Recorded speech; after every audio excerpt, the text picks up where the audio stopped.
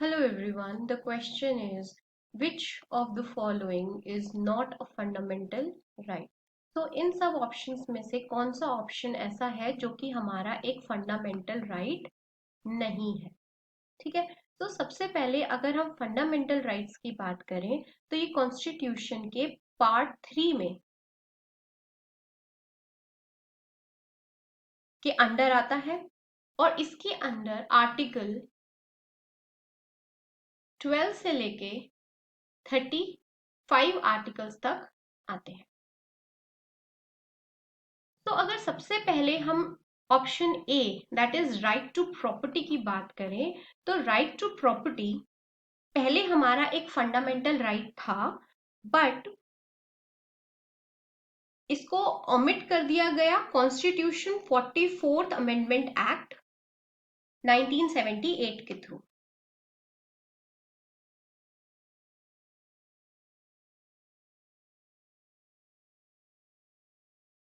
उसके बाद right to property को फंडामेंटल राइट से हटा के एक नया चैप्टर बनाया गया पार्ट 12 के अंडर।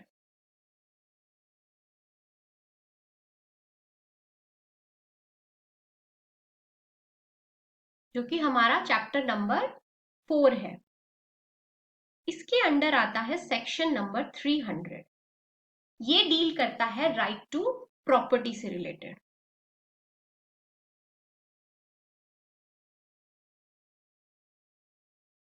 तो फंडामेंटल राइट से हटा के राइट टू प्रॉपर्टी के लिए एक नया चैप्टर बनाया गया, सेक्शन 300A को इंस्टॉल किया गया और ये अब हमारा एक कॉन्स्टिट्यूशनल राइट है, ना कि एक फंडामेंटल राइट। ओके, तो right to property is a constitutional right. So the next option is right to constitutional remedies. Right to constitutional remedies हमारे आर्टिकल नंबर 32 एंड 226 में आता है।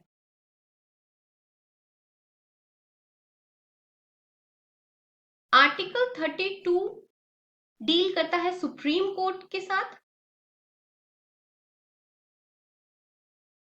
और आर्टिकल 226 हाई कोर्ट के साथ। तो जितने भी राइट आर्टिकल 32 एंड 226 में दिए गए हैं वो सब ही हमारे constitution right to constitutional remedies कहलाएंगे। और इसके इस राइट के अंदर सुप्रीम कोर्ट और हाई कोर्ट के पास ये पावर है कि वो फंडामेंटल राइट्स को इंस्टिल कर सकें।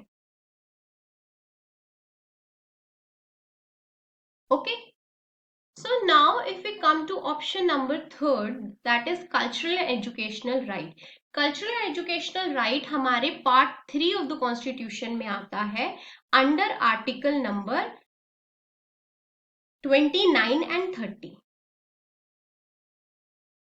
तो ये भी हमारा एक फंडामेंटल राइट है। अगर फ्रीडम ऑफ प्रेस की बात करें तो ये हमारा आर्टिकल नंबर 19 के क्लॉज 1 के सब क्लॉज ए के अंडर आता है, जो कि है freedom of speech and expression. तो इस आर्टिकल के अंडर दो लैंडमार्क केसेस हैं। पहला है Romesh Thapar versus state of Madras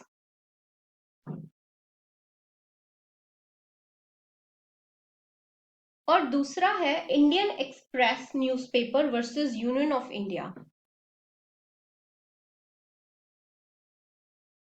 तो Romesh Thapar versus state of Madras AIR 1950 supreme court 124 and Indian Express newspaper versus Union of India 1985 SSC 641। ये दो लैंडमार्क केसेस हैं जिनके अंडर ये बोला गया कि जो फ्रीडम ऑफ प्रेस है ये हमारा इंक्लूड होता है freedom of speech and expression के अंडर, जो कि एक हमारा फंडामेंटल राइट है। ओके, तो option number BCD that is right to constitutional remedies, cultural and educational right and freedom of speech, ये तीनों ही हमारे पार्ट 3 ऑफ द कॉन्स्टिट्यूशन के अंडर आते हैं और जो कि फंडामेंटल राइट्स को डील करता है। और राइट टू प्रॉपर्टी हमारा कॉन्स्टिट्यूशनल राइट है। ओके, तो हमारा आंसर है option number A, right to property, जो कि एक फंडामेंटल राइट नहीं है। Thank you.